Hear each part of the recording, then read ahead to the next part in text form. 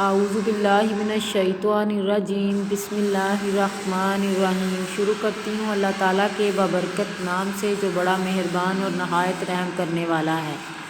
Dear students, अस्सलामु अलैकुम। मैं आपकी टीचर काशिफ़ा। बच्चों, मैं उम्मीद करती हूँ कि आप खैरियत से होंगे और अपने सर्दी में बहुत सा ख्याल रख रहे होंगे और साथ ही SOPs को भी फॉलो कर रहे होंगे। तो बच्चों, हमने रुकना नहीं, आगे बढ़ना है। आप अपनी मैथ की बुक्स को ओपन कर लीजिए, मेरे साथ पेज नंबर 59 को खोलिए और अपने हाथ में लेड पेंसिल पकड़ लीजिए। हमारा जो आज का टॉपिक है वो है दिए गए अदाद को जमा करें। तो पहले भी हम ये टॉपिक कर चुके हैं, इसलिए आपके लिए इजी होगा। जमा के सवाल हैं, एडिशन के सवाल हैं। हमारे पास इकाइयाँ और दहाइयों का 2 टॉपिक हैं। इकाइयाँ दहाइयाँ हम पढ़ चुके हैं। आप जानते हैं कि इकाई किसको बोलते हैं। इकाई एक अदद को बोलते हैं और दहाइयाँ 10 को बोलते हैं। तो हमने सबसे पहले इकाइयों को जमा करना है। हमारा जो पहला क्वेश्चन है, इकाइयाँ दहाइयाँ में से हमारे पास सिर्फ इकाइयाँ दी गई हैं। इस पेज पर हमारे पास सिर्फ इकाइयाँ हैं और उनको हमने जमा करना है, लेकिन उसका आंसर जो है वो दहाई की सूरत में भी आएगा, इसलिए हम उसको इकाई को इकाई के कॉलम में लिखेंगे और दहाई को दहाई के कॉलम में लिखें। तो सबसे पहले हमने 9 और 5 को जमा करना है। हमारे पास कितनी इकाइयाँ हैं? 9 और 5 यानी 9 और 5। तो हमने 9 और 5 को जमा करना है। 9 और 5 कितने होते हैं? 9, 10, 11, 12, 13, 14। तो हमारे पास आंसर जो है वो आ गया। हमारे पास जो आंसर है वो क्या आएगा? 9 और 5 14, 1 और 4 हम लिखेंगे। उसके बाद नेक्स्ट क्वेश्चन है हमारे पास, कितनी इकाइयाँ हैं? 1 और फिर 9। तो 9 और 1 कितनी इकाइयाँ होती हैं? 10। 9 और 1 कितने होते हैं? 10। तो हम यहाँ पर 10 लिखेंगे।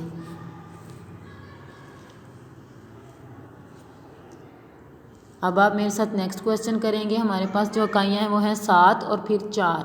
तो 7 में 4 हम जमा करेंगे तो हमारे पास आंसर आएगा 7, 8, 9, 10, 11।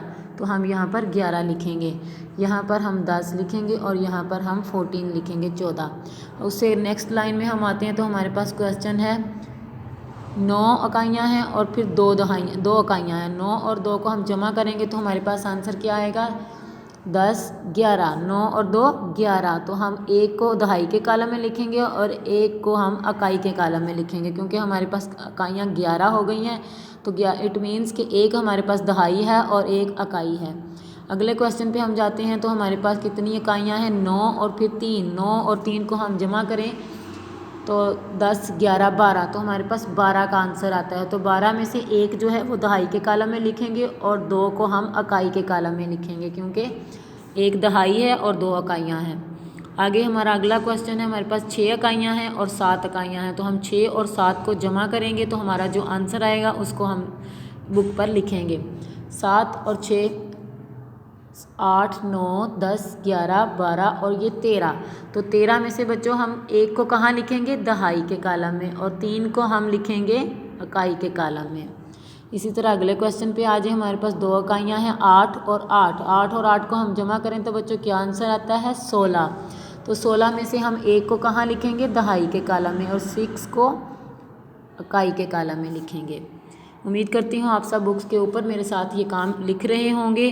अगले क्वेश्चन पे आ जाए। हमारे पास कितनी इकाइयाँ हैं? 6 इकाइयाँ हैं और 8 इकाइयाँ हैं। तो हम 6 और 8 को जमा करेंगे तो हमारे पास आंसर क्या आएगा? 8, 9, 10, 11, 12, 13 और ये 14। तो हमारे पास आंसर आया 14। तो 14 में से हम 1 को दहाई के कॉलम में लिखेंगे और 4 को हम इकाई के कॉलम में लिखेंगे।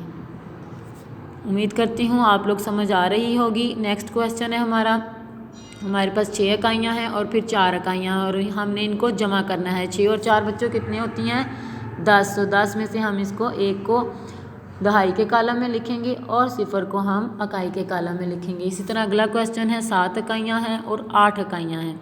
तो बच्चों 7 और 8 को हम जमा करें तो क्या आंसर आता है? 15।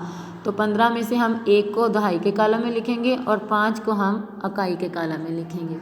नेक्स्ट क्वेश्चन है हमारा 5 इकाइयाँ हैं और 8 इकाइयाँ हैं। तो 8 और 5 को हम जमा करेंगे। आप भी मेरे साथ जमा कीजिए। 8, 9, 10, 11, 12, 13। तो हमारे पास आंसर आया 13। तो 13 में से 1 को हम कहाँ लिखेंगे? दहाइयों के कॉलम में, और 3 को हम लिखेंगे इकाई के कॉलम में। उसके बाद हमारे पास नेक्स्ट क्वेश्चन आ गया 6 इकाइयाँ और 5 इकाइयाँ, इन दोनों को हमने जमा करना है। तो 6 और 5 बच्चों कितने होते हैं 11।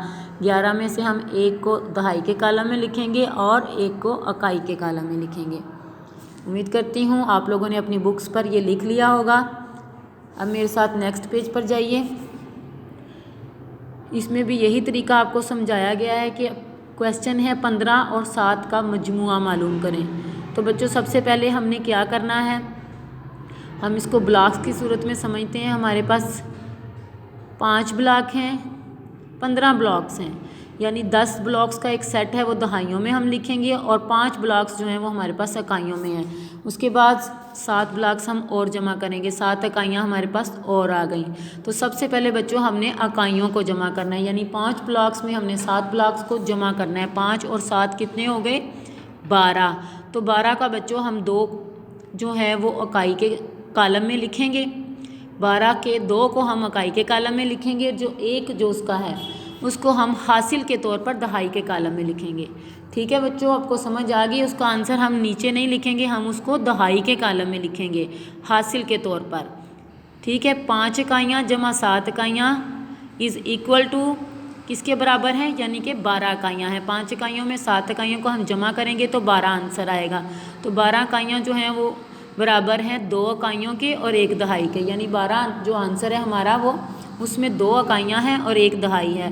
तो 2 को हम इकाई के कॉलम में लिखेंगे और 1 को हासिल के तौर पर दहाई के कॉलम में लिखेंगे। अब इसके बाद हमने क्या करना है, हमने इकाइयों को जमा कर लिया, जो एक हासिल हमने दहाई में लगाया तो हम उसको दहाई में जमा कर लेंगे। 1 और 1 कितने हुए 2।